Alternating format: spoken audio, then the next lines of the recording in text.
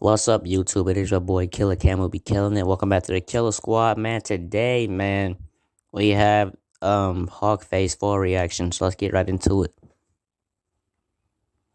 The latest She-Hulk trailer has just been released, and we can finally see a closer look at some of Bruce Banner and Jennifer Walters' supporting cast of iconic character. While many are talking about the two mains, we want to take a deeper dive into the Gammaverse. We see the returns of Tim Roth as Emil Blonsky and the debut of Tatiana Maslany as the She-Hulk. Throughout the vast comic tenure of the Hulk, however, there have been multiple gamma-irradiated supporting characters to accompany both the Hulk and She-Hulk it their has. adventures. Many of these characters have served as anything from direct antagonists to full-on allies and lifelong friends of both the Hulk and She-Hulk. So, today we want to have a different video. And stick with us, watchers of the Marvel Multiverse, and let's delve into the mini-verse of Gamma characters and explore some of the figures that we are very most likely to see at some point in the future of the Hulk family adventures, as it appears as if the Gammaverse is now finally breaking open. In this video, we will be considering the future of the Hulk franchise as a whole, be it a project by Jennifer Walters or Bruce Banner, and we won't be limiting this specifically to the future of one or the other. Perhaps the most notable resurgence from the 2008 Incredible Hulk is Abomination. is Emil Blonsky, who was last seen in Shang-Chi and the Legend of the Ten Rings. In the comics, Blonsky's origins are very similar to his on-screen adaptation, as he is a seasoned military veteran who transformed into the grotesque being as a result of gamma radiation. Seeing as the Abomination's MCU origin was covered in the Incredible Hulk film all the way back in 2008, we won't be delving too deeply into his character and his origins right now. While the gamma versions of certain characters have not been seen in the MCU as of yet, there are more. And the FYI, I am making another rap song today, so yeah. Multiple individuals who have already been set up to take the leap into the Gammaverse and just may not have transformed yet. Perhaps one of the most prominent is General Thaddeus Ross's tenure as the Red Hulk. And while Ross has been a mainstay of the MCU for years, his alter ego has not made his live-action debut. Unfortunately, though, after the tragic passing of William Hurt, who previously played Ross. Wait, he passed? So I mean that there's never. So I mean that we're never gonna see a live-action Red Hawk. I mean, unless they recast it. Unless you want to recast, unless you want to recast them, find another person who can play the Red Hawk. Marvel Universe. The likelihood of seeing an on-screen Red Hulk as played by the veteran actor seems bleak, but his presence in the comics warrants mention. Yeah, that's messed up. Transformation was an accident, and Walters gained her power through a necessary blood transfusion. Ross's was deliberate experimentation as a direct attempt to rival the power of the Hulk. When Ross got angrier, he gets hotter, whereas Banner gets physically stronger, though he was not the only character to take up the mantle of the Red Hulk. For a time, Betty Ross transformed into her own iteration of the Red She-Hulk, and though Liv Tyler's version of the character has not been seen in over a decade now, the reemergence of Tim Roth as the Abomination seems to indicate that Tyler's return is an actual possibility. And now, since Marvel can't run a true Red Hulk storyline due to Hurt's unfortunate passing, maybe a Red She-Hulk is still on the table. Like I said, you can just do a recast. Just recast somebody who can play the Red Hawk. Of Gamma characters is incredibly versatile in the comics. The two other figures also currently existing in the MCU that we might see reappear in their full gamma irradiated form. So who are they? The first is Samuel Stearns, who was set up as the iconic villain, the Leader, during the third act of the MCU Hulk's first solo outing, again all the way back in 2008. Instead of having his strength augmented by radiation, though, the Leader's greatest weapon is his mutated mind. He is regarded as one of the most intelligent individuals on Earth and is as smart as the Hulk is strong. While Marvel managed to explain away the character's disappearance in a short-lived tie-in comic, the Incredible Hulk's cast is currently in flux as of now. And now it's even more possible that any of them might return at any time, including, of course, the Leader. Seeing the Leader combat either the Hulk or She. You know what, man? I want to see. I want to see. Incredible Hulk too. I want to see Mark Ruffalo as the Hulk. I want to see another Hulk movie.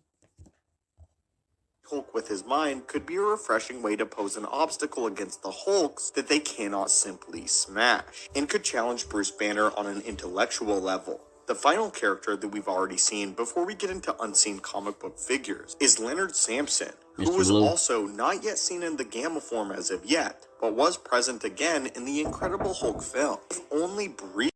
Yeah, my bad, guys. My brother needed me, but let's get right back into this video.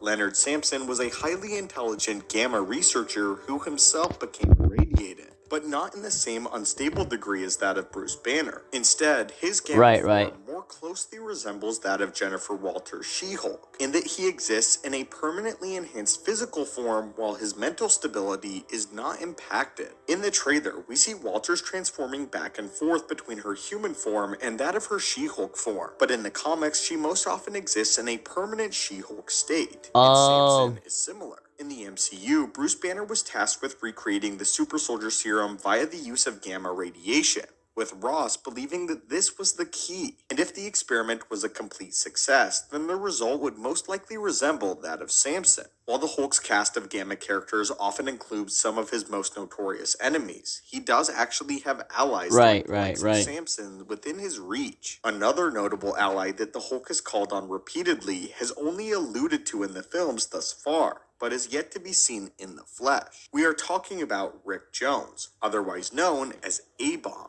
A-Bomb was saved by Bruce Banner during the accident that caused him to transform into the Hulk in the first place, but he still received a significant dose of gamma radiation as a result of his proximity to the blast, even if it wasn't as much as Banner's. Training under some of the greatest heroes in the world, the then teen Rick Jones grew into a hero that has assisted the likes of the Hulk and even the Avengers on numerous occasions throughout the years, loaning his skills to battling some of Earth's greatest threats. While each of these characters have either been seen or referenced in some way within the MCU, there are still several fan favorites who have yet to make an appearance of any kind, but their inclusion has actually been rumored. Recently, it's been alleged that Scar might have his live-action debut in the She-Hulk series or rather soon, which is in line with Bruce Banner's current journey as we know it. His storyline from Thor Ragnarok took inspiration from his Planet Hulk comic storyline. Quite famously, as World War Hulk and Planet Hulk is some of my favorite comics. This directly resulted in the debut of Scar as a fan favorite character who might be on the near horizon for I want to see it. Hawk War movie. MCU, Hulk ventures to Sakaar, where he takes part in the Grandmaster's gladiatorial arena. Though in the comics, it was due to an exile, while the Marvel Universe iteration sentenced himself to this fate. Here, he had a son named Scar, who we haven't actually seen yet in live action, but the pieces are in place to reveal that Hulk has yet another strand to his family lineage that we have not yet seen. Seeing the son of Hulk make his live action debut and watching the story tie back into Ragnarok could be a compelling arc that strings together both the past and the future of Hulk in the MCU. Now though, let's cover a couple more characters who have not yet been seen in the MCU thus far, starting with perhaps one of the Hulk's family's closest allies, Amadeus Cho. Phase 4 seems to revolve heavily around the theme of legacy, as original characters from the dawn of the MCU are leaving their mantles to younger heroes. Seeing as in the new trailer, Bruce Banner seems to be the one conditioning Jennifer Walters to be the one to carry on the Hulk legacy as an Avenger, or at the very least a superhero. The inclusion of Amadeus Cho is currently unclear, but not impossible. Cho, much like Samson and Walters, can retain his intellect even while in his Hulk form, allowing him to balance being physically formidable and a threat there, while also being gifted intellectually. He has even proclaimed himself to be the 7th smartest individual in the Marvel Universe, though the validity of this claim has not yet been verified even in comics. Moving on, one of the final character that fans have been avidly awaiting is not a standard gamma-irradiated villain in the traditional sense. While each of the aforementioned characters has had their physical strength increased by their exposure to gamma radiation, Carl Creel gained the ability to alter his very physiology on a fundamental level. He can absorb the qualities of any material that he touches, changing his exterior form at a will.